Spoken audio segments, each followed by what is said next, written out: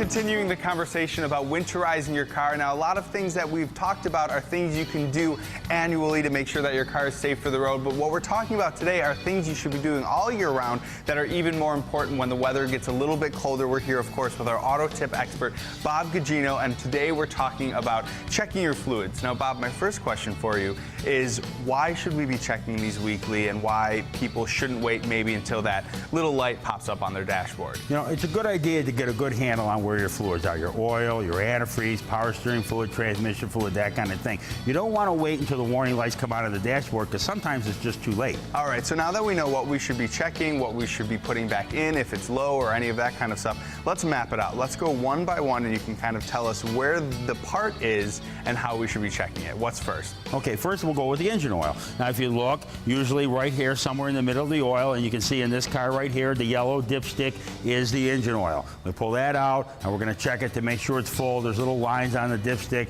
that will tell us where the level is and if we need to add any or not. And then of course where we go to put it in is going to be in another spot. Generally they're marked like this car is, where it tells you engine oil and where to put the engine oil. But traditionally oil is something that people go to a mechanic to have fixed because there's stuff with its color and you have to drain it. That's a little bit more of a process than some of these. Well, it is, but as a good maintenance, as a good vehicle maintenance and a driver that really wants to make sure that their car is going to work and perform the best, is to do your own maintenance sometimes by just checking these things and to make sure everything's up to speed. All right, what's after oil?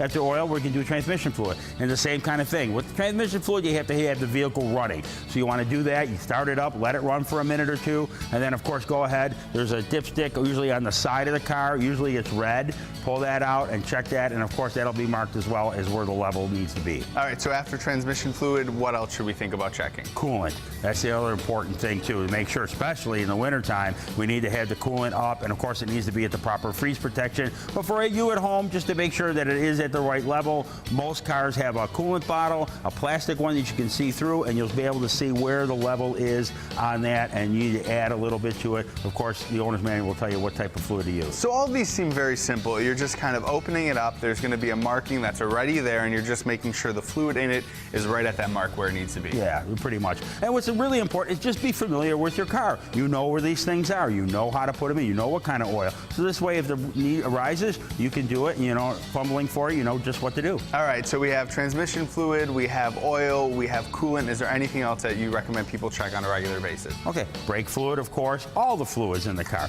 Those are the things that you can do easily underneath the hood. Some of the other fluids are a little more difficult, maybe differential fluid, or if you have a four-wheel drive, maybe transfer case, stuff like that. That you're going to need to get on a lift or have somebody with an automotive repair shop do that. And I just want to reiterate what you said at the beginning of the interview. Oftentimes when you wait till that light comes on that dashboard, that means the damage could have already been done. Usually. All right, well, thank you so much for joining us today. As always, making something super simple, very easy. That's my job, thanks.